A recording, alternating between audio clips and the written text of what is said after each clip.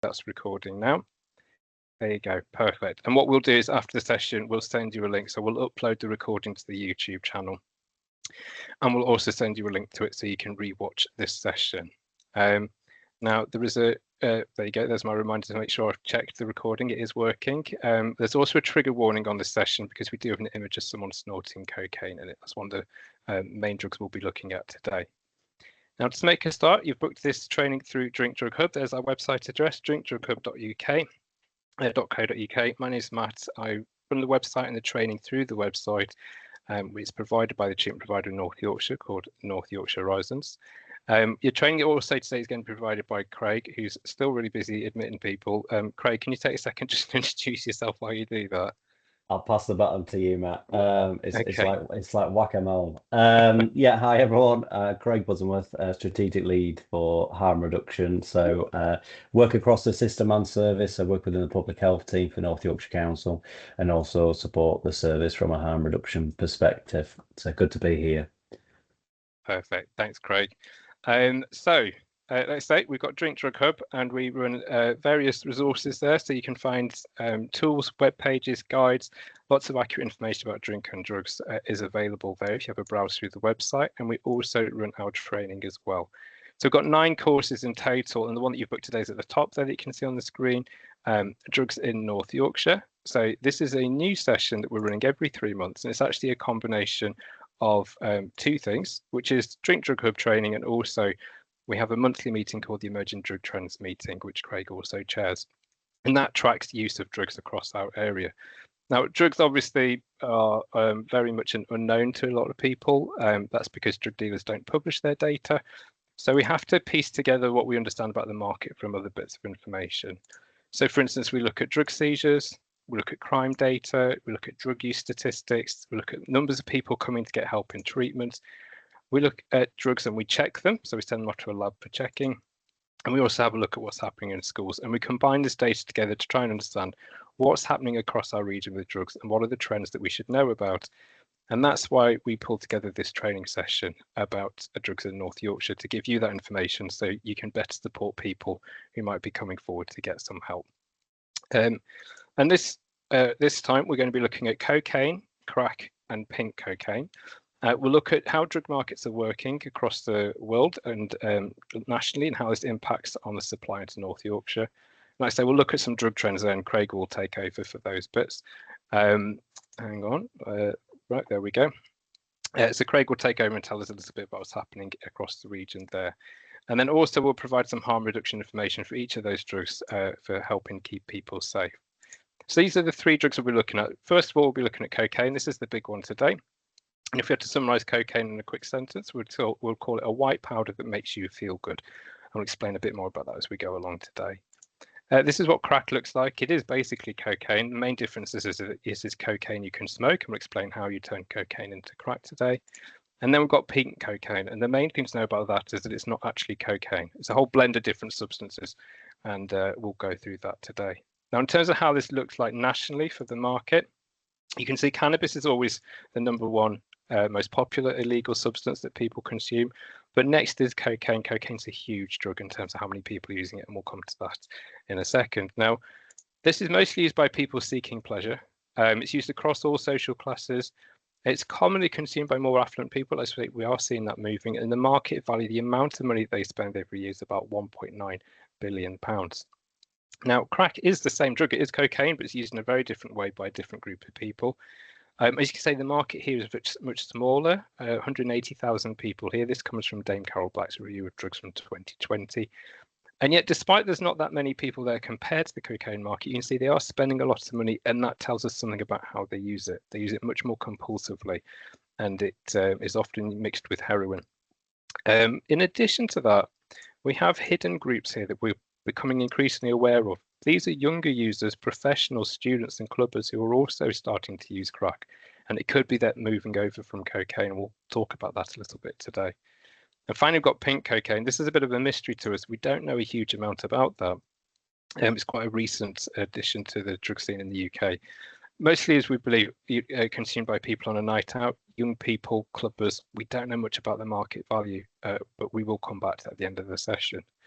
In the meantime, we'll start with cocaine. This is the big one in terms of the numbers of people using it. And just to show you how big this drug is, we can look at the global supply and demand picture here.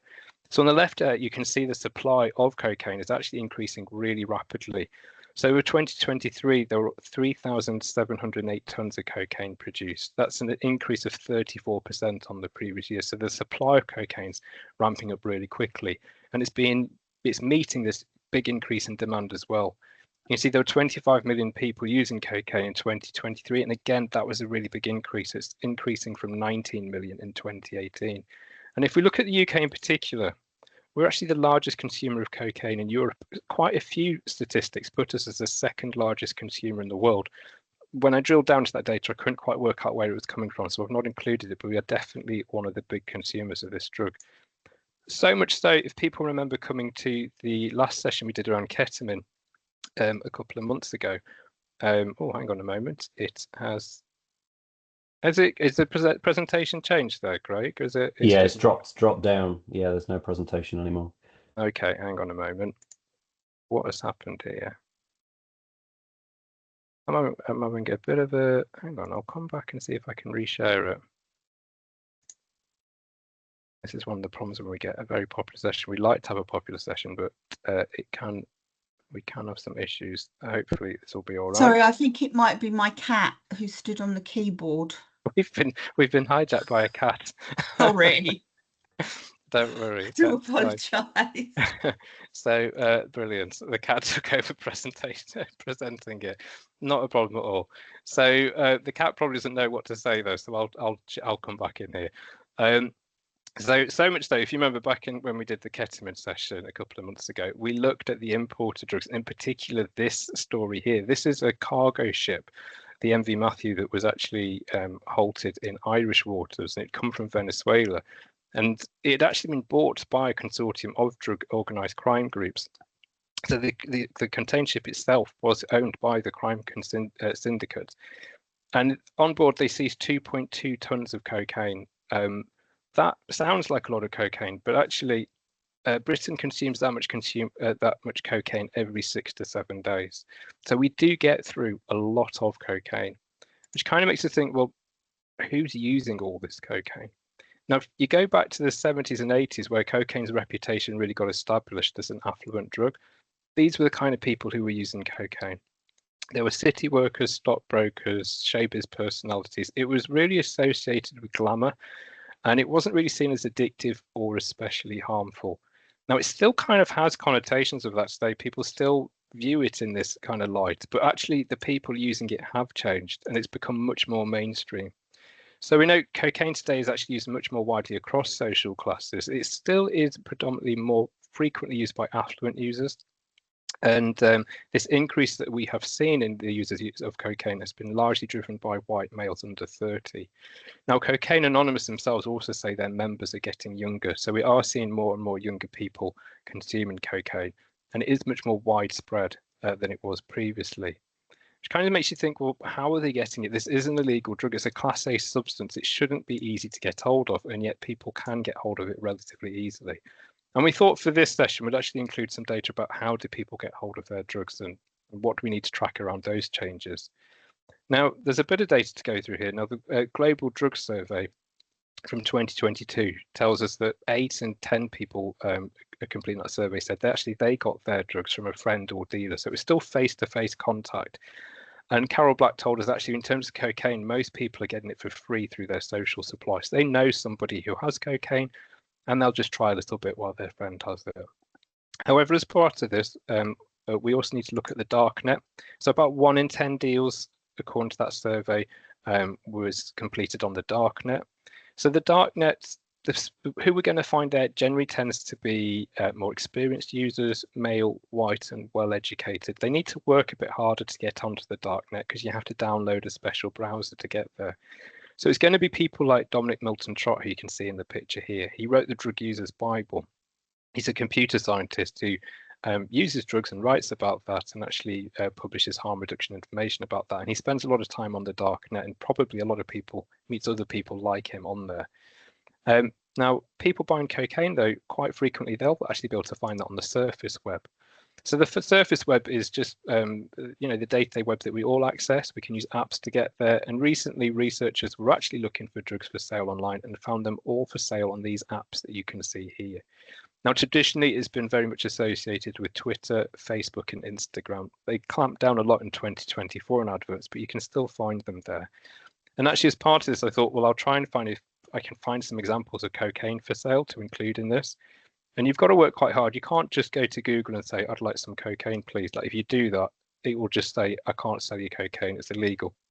So you have to know somebody who knows. And thankfully, I do, because we have a harm reduction specialist for way through. And he was able to send me some screenshots and says, this is how you get cocaine. So you will find it on various apps. These are some adverts that you can see here. They are quite low tech in terms of their presentation, but they get the job done in terms of telling you what's available. The one on the left there is from Telegram, and it tells you the prices that you can pay at different, and they often do deals. So the more you buy, the cheaper it is. The one in the middle, you can see they've sold out of pink cocaine there. But again, they've got different deals going on for their cocaine. And on the right, it's not that uncommon that dealers will put pictures up of the product. And also, I was asking John, who I was talking to about this, well, how do you find this? And he said, well, quite often dealers will find you. Then he gave an example of saying on social media posts about festivals, for instance, dealers will often hang out in the comment sections and they'll post links in the comment sections to go to their online stores. So you'll see it somewhere, click on it, and that will take you to the platform where you can make a purchase. And they'll do things like festival offers. So he said going up to festivals like Greenfields, you might find a festival offer selling cocaine, ecstasy, and ketamine in a special festival pack. So this is quite widely available. And it also makes us think, is this a good or a bad thing? Which might sound a bit strange, because in some respects it is a bad thing. There will be people who are put off by the idea of buying drugs because that means having to meet a dealer at some point. And that obviously is a deterrent, because they might be a bit intimidated by that. And that's also the highest risk part of a transaction. That's where you're most likely to be arrested, for instance. If you can buy them online, you kind of get around that. So there will be a lot more people potentially buying this way. You're also more likely to get scammed if you buy online. So you might pay for it, but the drugs might not arrive. I mean, who are you going to complain to? But there are some discussions around this that it might be better as well, and that a lot of these platforms will have customer reviews. So other customers will have left reviews about dealers, and you can sort of identify who to avoid, who's selling really maybe dodgy stuff, who might be selling stuff that's a bit better. So there's a bit of kind of regulation built into there. Obviously, from point of view also, you don't need to meet the dealers, so that you can circumvent that. Okay, yeah. So we've got questions in the chat there, Craig. I don't know if you can monitor those, or we'll come back to them. The other good thing is that you can't build up debt to a dealer. So you're not going to build up debt, which is obviously one of those big things to avoid. And finally, there's a cooling off period between ordering and consuming. So often if you're impulsively taking a drug, you might order it, you might go to a dealer, buy it, and then very quickly consume it. And if you're not in a good mental state at that time, that's not great. But if you order it online, by the time it comes, you might be feeling a bit better. And that might actually be quite a useful part of this. Now, the other thing is you're going to get this, so you buy it online and you're going to get a delivery through the post. Like I say, you don't have to meet the dealer. And this is important for us to understand in terms of how normalized this trade has become. So you can see here that you can even post evidence of your delivery. So dealers will ask you, can you post evidence that it's been delivered onto their platform? And if you do that, they'll give you a discount on future orders. And in that respect, buying these drugs seems like just another ordinary commodity. And, like we buy other things online. And that insulates us from the reality of what the cocaine trade looks like. There'll be a lot of people who use cocaine who don't realize really what goes into its manufacture. And one of the things we'll do today is take you through that journey. So any cocaine you buy is going to start here. It's going to be grown as coca plants. Coca farmers have grown this. They're generally, the main country we're getting our cocaine from is Colombia, but it's also quite well grown in Bolivia and Peru. It's not very profitable. People growing, the farmers growing this do not get paid a lot of money. There was a BBC documentary took a look at this and asked the farmer, how much do you get paid? And he said about £13 for 80 kilos.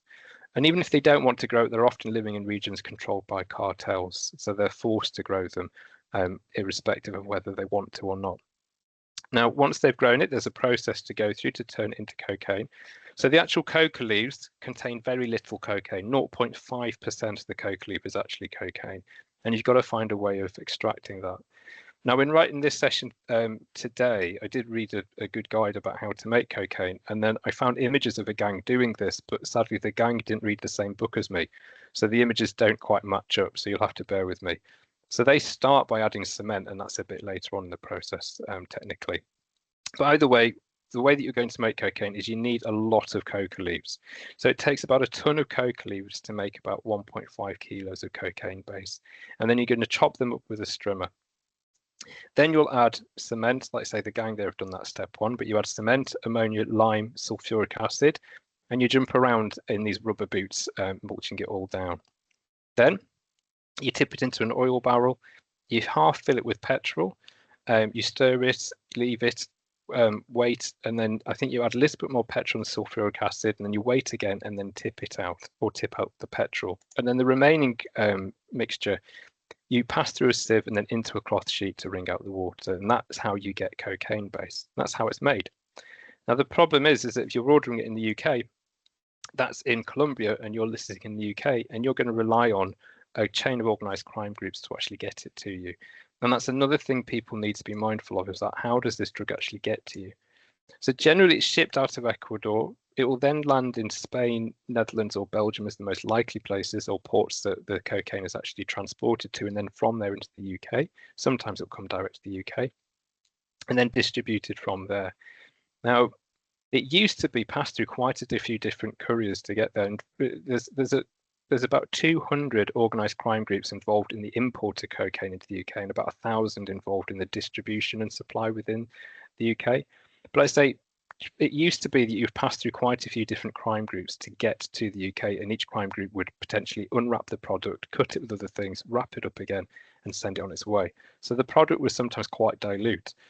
Things have changed in the last 10, 20 years, and actually Albanian crime groups have really taken over the supply of cocaine into the UK and the distribution.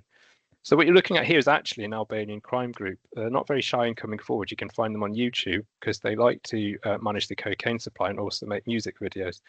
They're called the Albanese gang. I think they're no longer really operating. A lot of them are in jail, and the leaders are reported to be in Dubai. But they're an example of the Albanian crime groups who control the supply now.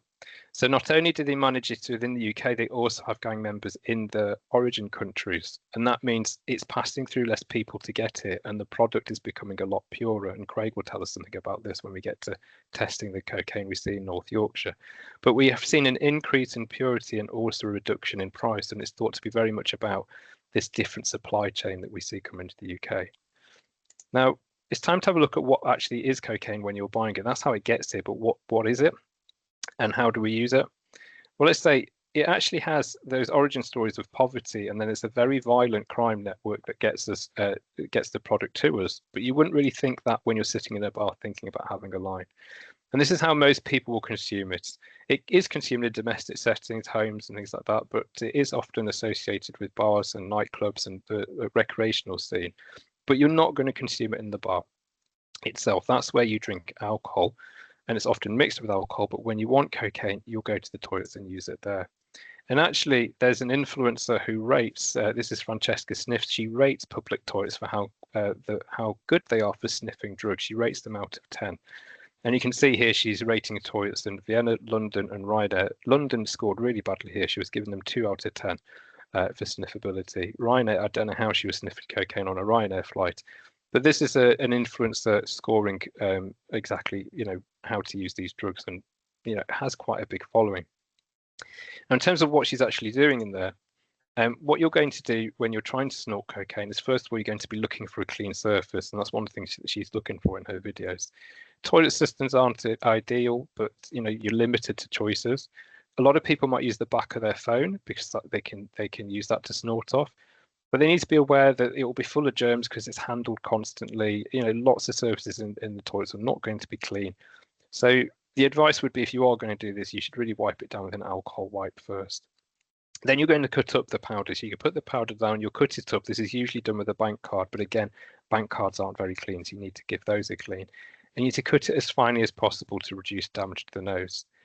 Then people rack the line. Lines vary in dosage. People are eyeballing the amount that they use, but typically it's somewhere between 0.03, 0.06 grams.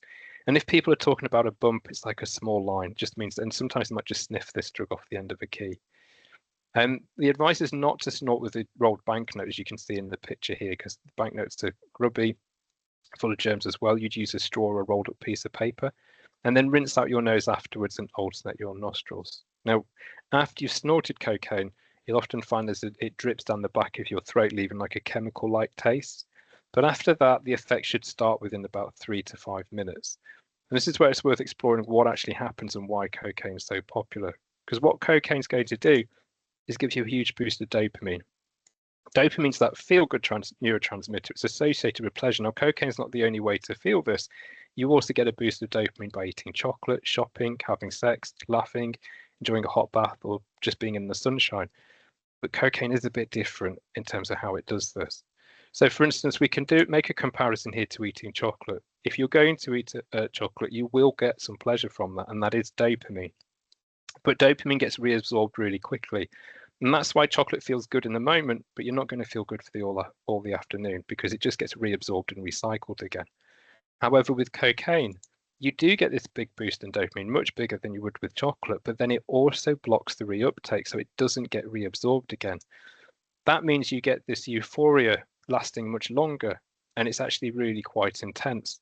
Now, in terms of how it feels, we can go to Reddit, and Reddit users have asked, well, what does it feel like to snort cocaine? I've got some examples here.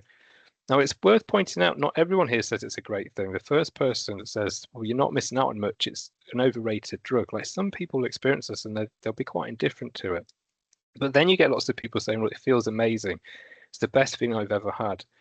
Someone said I've heard it described as like the feeling you get when you receive great news. Someone says it's like putting on a fake Superman suit, which is why we sometimes see certain risky behaviors when people are on cocaine, because they feel invincible. Someone says they want to do more cocaine, and then we've got quite detailed descriptions here, which I'll read through because it is quite revealing. Someone says it's really amazing. You feel like you can party all day, and sometimes you do. You can talk and drink alcohol all day without feeling drunk. When it begins to wear off, you tend to want to keep the good times rolling, so that's when it gets slippery. The next morning, if you sleep, again, it's a stimulant, you might not, you'll wake up with the most disgusting tasting nasal drip of your life that numbs the back of your throat. Then someone says, I'm not condoning it, and I'm going to paraphrase them here, but it's very good. When you're with your mates and you're all just chatting bollocks, it's great fun. Yeah, you can chase the next line, but when it's not running out, you feel on top of the world. The downside, you're always chasing more. You just can't let it be the last line. And this is the flip side of cocaine. You will get potentially that euphoria. You will feel great, but then you get this. After using, you'll get a dopamine crash. And that means you'll be feeling really flat, really depressed. And that's something to really be mindful of. If you're going to be using on a Saturday, you should expect to feel potentially really low on a Sunday and Monday. You need to think about what you might be doing on those days. It's also worth bearing in mind that if you already struggle with your mental health, and particularly if you're taking antidepressants, then this might be a drug that's best avoided, because it might make you feel great in the moment, but the crash afterwards might be particularly severe. And particularly if you have dark, difficult thoughts at times, this might be the thing that triggers that. The last thing to say is that if you are using frequently, this is kind of how you're going to feel most of the time, because the dopamine levels are never going to be right. And there are other downsides as well. So these are the other things that people might experience when they're in a session. First of all, people talk about chasing a line. So that means you rack up a line, you have it, and then you're going after the next one and the next one, because it is a drug that encourages compulsive taking. When you're repeat dosing like that, it can get very expensive quickly. You can get into unexpected debt. And you might also feel quite invincible in engaging quite impulsive risk-taking behaviors, particularly around things like sex. So if we are delivering harm reduction information to people around cocaine, we should also deliver them information about safer sex. And regarding sex, men might feel more aroused, but they should be aware that cocaine restricts blood flow, and that can make it much more difficult to have an erection. And while we're talking about blood flow, cocaine does this other thing. It will constrict your blood vessels while stimulating the heart to beat much faster. And that puts a huge strain on the heart. And then some people do this other thing that makes it even worse for the heart, which is they mix it with alcohol. That's really common. About 75% of people who use cocaine often mix it with alcohol. And that does a couple of things. First of all, it is going to make the drug last longer, so you will have a longer lasting experience from it. People often talk about being able to drink huge amounts because they're on cocaine. And that then means that actually, because it's lasting longer, the heart is under a lot more stress for a much longer period of time. And it creates in the liver a substance called cocoethylene. That's 10 times as toxic to the heart as cocaine itself. And that means people are really potentially creating a lot of damage for themselves, their cardiac health, without necessarily being aware of it. But we are seeing this in statistics. So this is what you're looking at now are the rates of people dying from cocaine use in England and Wales, or cocaine-related deaths, over the last 10 years. And it has increased remarkably. If you look back to 2014, that were 247 people died that year. And in 2024, it was actually almost 1,000, another 1,000 people on top of that, so 1,279, getting nearly as close as the numbers of people dying from heroin use. Now, there's a really good video exploring this, and I think we'll email you a link to it after the session on Simon Doherty's YouTube channel. He's a journalist, and here he's interviewing Professor Adam Winstock. And he's asking him what's driving this. Why are so many more people dying from cocaine use now? And Professor Winstock said, well, it's better purity. We know that from the Albanian crime groups. It's cheaper. But the people who are dying are generally blokes in their 40s and 50s. You know, people maybe with heart conditions or heart health that isn't as strong as it was when they were younger, and then they're taking this hugely powerful stimulant, they're mixing it with alcohol, and then maybe they're doing something energetic like dancing or potentially having sex, which is then creating really terrible conditions for their heart health. So that's what's happening nationally. Now, in terms of what's happening in North Yorkshire, I'm going to hand over to Craig to talk us through what we're seeing and what the trends are. If you're there, Craig. Are you there? I am, sorry. I was just trying to let somebody in at the same time as well. Okay for that. Yeah, thank you for that. Yeah, so cheers, Matt. I mean, that's really insightful, giving us all that kind of information around cocaine from a local perspective. So, I mean, Matt's obviously just showed you the figures there in relation to deaths. And obviously, yeah, we are seeing that increase significantly year on year, more deaths from cocaine. And like Matt says, you know, the majority of those deaths are in those kind of age brackets, the 40s to 50s. And often that is kind of people that are having heart attacks. And we are seeing that absolutely within North Yorkshire. And when we, you know, look at toxicology information from our coroner, we know that actually from the data that we've collected thus far, and what we've got to remember is coroner data, one is quite hard to get hold of, but it's always very much behind the curve. So we've got kind of data from 21 to 24 currently, and we know that cocaine was the second most prevalent drug found in the person's system, other than alcohol. So yeah, that really, I guess, highlights the fact of the prevalence within North Yorkshire. In terms of, if you can just come on to the next slide, Matt. In terms of kind of from a North Yorkshire Horizons perspective, I think it's fair to say historically, trying to get people to come into services for support around cocaine has been a challenge, partly because people don't see cocaine necessarily as problematic. Like Matt's kind of pointed out, in society, it's very acceptable. And sometimes people, you know, it has to get to quite a significant stage where it's impacting their life before they would seek support. But you can see here, and this is kind of data from the service currently, there's about just over 1,000 people identified in the service that have some element of cocaine use. So 681 is kind of the main, as identified as the main problem. Obviously, you will get people that maybe alcohol's the primary issue, but they do use cocaine, and you also may get people that are using other substances as alongside cocaine. But you've got 681 people that have identified cocaine as their kind of main problem substance.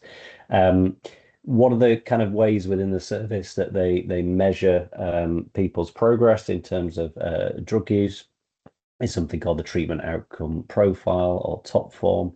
And for Horizon's colleagues on the call, this is where they shudder, because filling in the top form is a laborious task at times.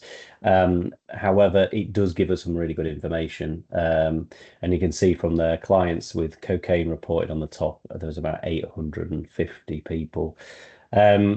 In terms of kind of success, in terms of discharging people that come into the service, so you can see in the bottom left corner there, treatment completed, about 40%, versus a dropout rate of about 48%. When you compare that to other drugs, that's actually pretty good. So, you know, nationally, that kind of that figure's pretty good in terms of the discharge rate and engagement rate. You'll also see there's 12 people there, sadly, that were discharged due to dying within the service that had cocaine as a profile, whether that be primary, secondary, or tertiary. And then you've got at the bottom there, just in terms of a bit of a breakdown from kind of the 5 areas that are covered by North Yorkshire Horizons. Not really surprising that obviously Scarborough and Harrogate, which are the more kind of larger areas, have more people, but slightly more in Scarborough than Harrogate. But Northallerton also has quite a significant amount of people using cocaine. It is definitely an area where we're seeing, you know, more prevalence, and it's definitely an area the service is working hard to try and attract more people to get support, and that's, we've done some kind of work on with Drink Drug Hub as well, trying to link into the nighttime economy, using beer mats and QR codes to try and promote people to the risks around cocaine as well, which is something that we'll continue to do. Just before I hand back to Matt, I think just the last bit, just in terms of testing. So for you that work on the ketamine call, we do have a project called North Yorkshire Drug Analysis Project with York University that allows us to test illicit substances that police have that are not going down an evidential route. So we have tested lots of cocaine, and what we know from that is a lot of the cocaine samples don't actually appear to have that many contaminants in, which goes back to what Matt was saying about purity levels. So we know when we've done purity levels on cocaine samples in North Yorkshire, they've ranged from 70 to actually 98%. So, you know, the purity of cocaine absolutely is good, and that can be a driving force for people to continue to use it. And on that, Matt, I shall hand back to you. Yeah, thanks, Craig. So yeah, that's a summary of cocaine and what we're seeing with that drug.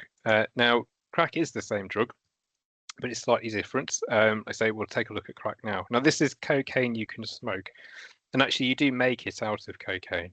And I can show you the process that you do that. So there's your cocaine. You get that in a bag. You turn it to crack. So cocaine is a drug that you would snort commonly, but we do increasingly see people injecting as well. I think that is becoming more common, but you can't smoke it. If you want to smoke it, you have to add water to it, put it in a container like a spoon would do, or something else that you can add the water to with the cocaine, add baking soda and heat it up. And it will start to make a cracking noise, which is why it's called crack. And then if you cool it down really quickly, add something metal to it, then it will start to crystallize into rocks. And that's how you create crack. And the key thing here is that you can sell it much more cheaply. Now, per gram, it's not that different, but you can buy it like a rock for like £10 rather than a bag for like 40, 50 quid. Now, you smoke it, but you don't smoke it in like a cigarette paper. You smoke it in a crack pipe. So a crack pipe, or a safer inhalation pipe, is a device where you add the crack and then you heat it up and then you inhale the fumes. But not everyone uses a crack pipe. In fact, it's quite common. People might use cans or plastic bottles or inhalers or other devices that they just make at home. And we really would encourage people not to do that, because when you start heating those up, they can release vapors, which can be really cancerous and actually cause a lot of harm in themselves.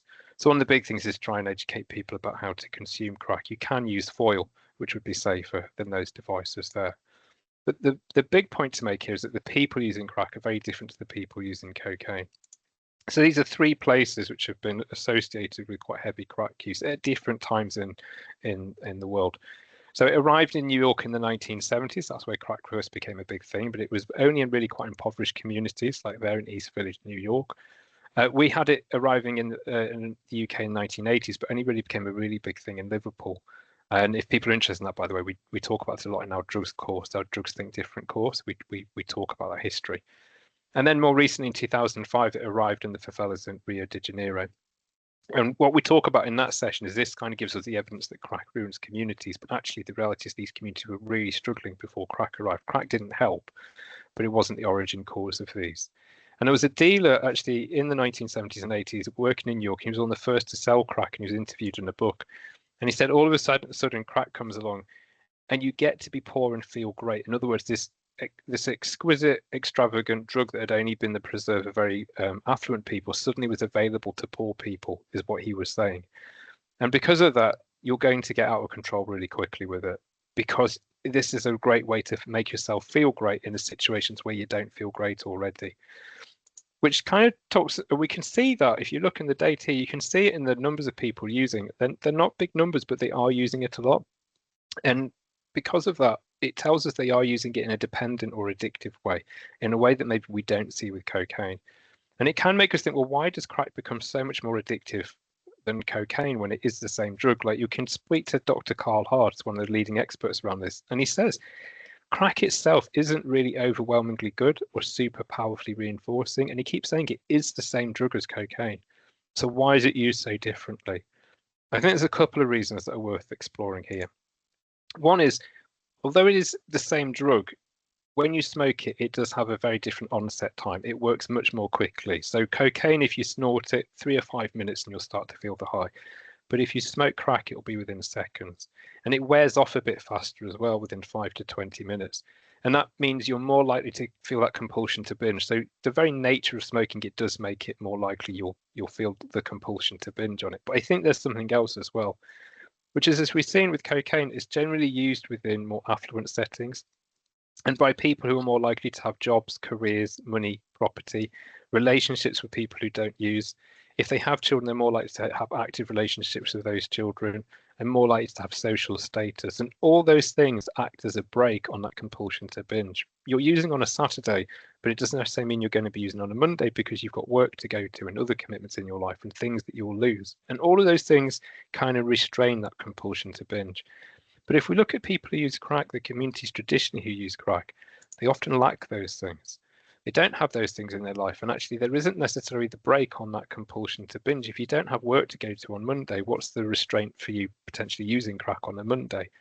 And so we do see for this binge behavior. And this has been recently studied in a great paper, actually, that Craig sent me, looking at people who are out of treatment who use, in this case, heroin, crack, and also dependent drinkers. And part of this research here, and it was looking at a population in the north and in the south of the country. So they were looking at people in both those areas. They said the people who were using crack, yes, they did use in a compulsive way. This wasn't going out and having a good time and embracing pleasure. It was actually trying to cope with pain. Now, daily expenditure was somewhere between £100 to £500 on crack, and generally this was being funded by benefits, begging, and shoplifting. They were often scared of their dealers. They weren't like buying online or getting it for free from a friend. They were going to dealers for this. And there was often violence as part of their lives from dealers, but also within their friendship groups. They often cycled in and out of treatment services. So this is a very different kind of profile that we'll see with cocaine users potentially.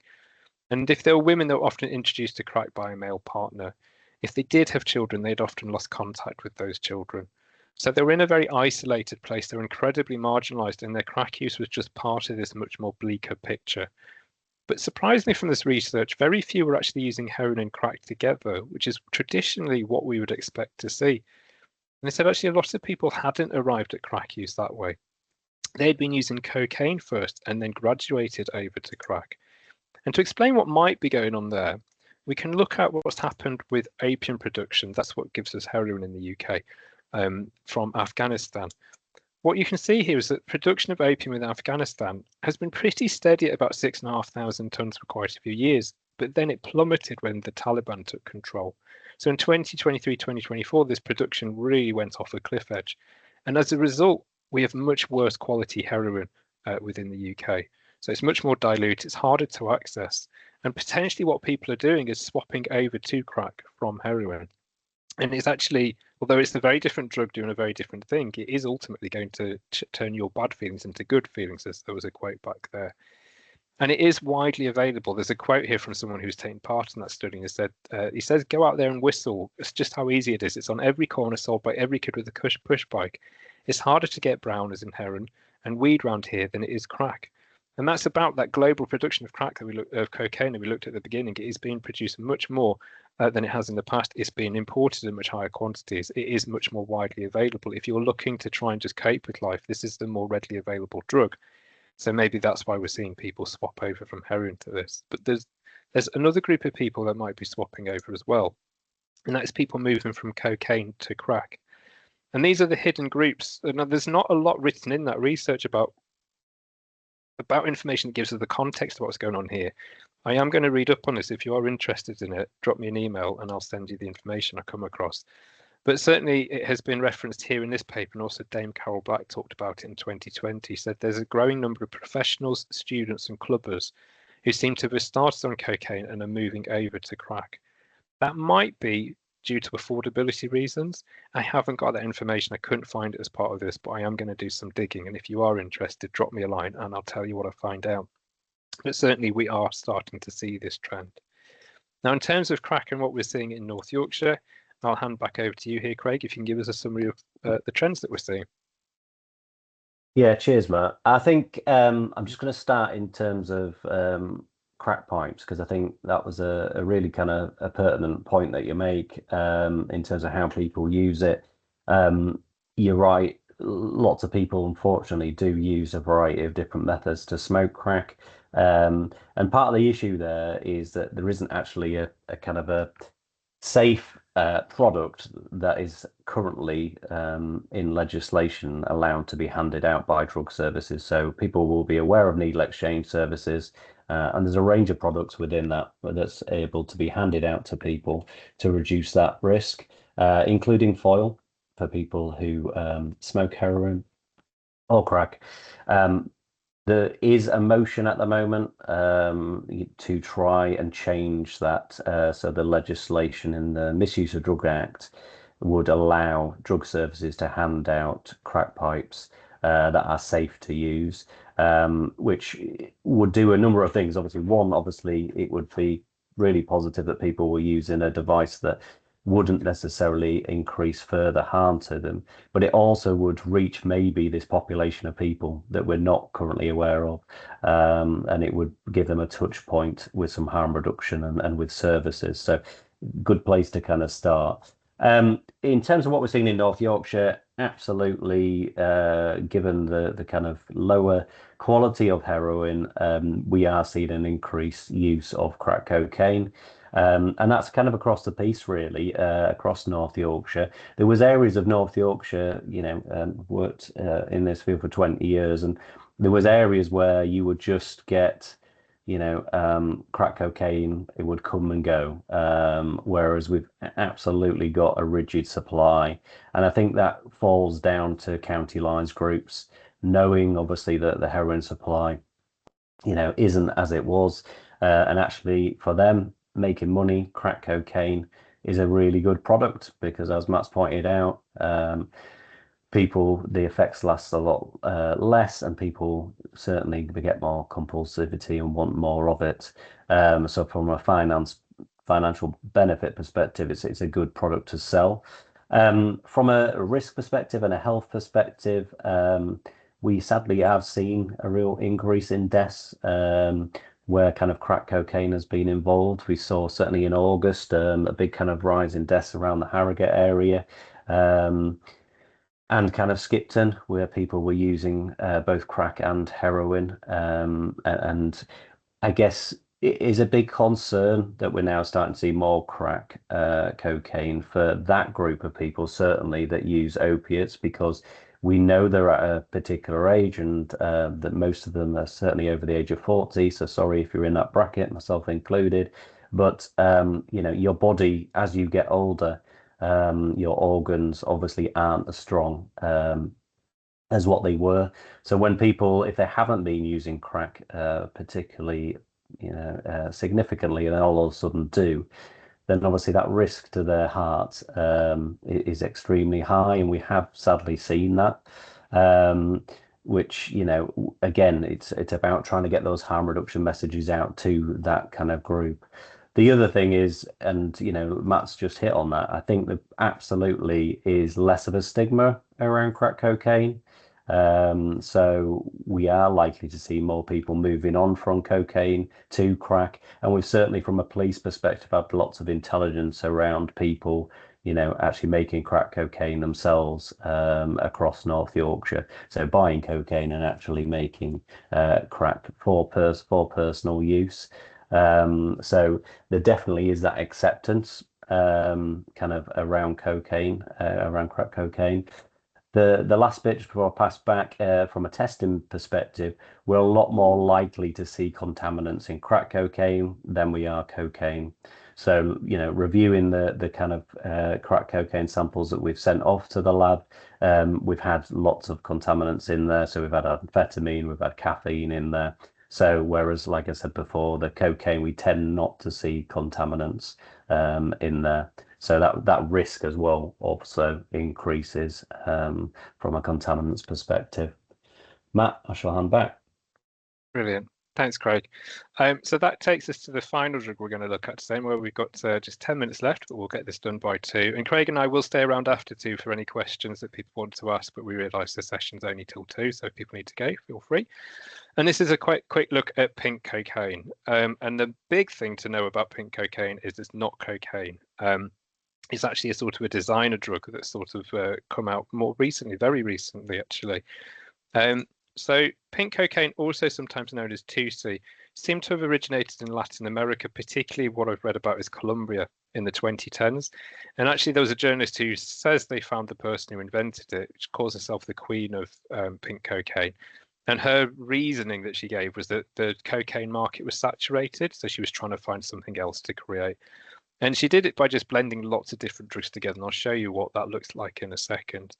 So it became seen as a really trendy drug, and white cocaine was sort of seen as a bit passé. And people started to really sort of go for this drug instead. It arrived in Europe in not long after that. So like late 2010s, it seems to have been there, certainly big in Ibiza. And then it came to here in the 2020s. So we started to see it at festivals and venues like that. Now, you may have heard about it in the context of One Direction's Liam Payne when he fell and tragically died. He had actually taken cocaine at the time of his death.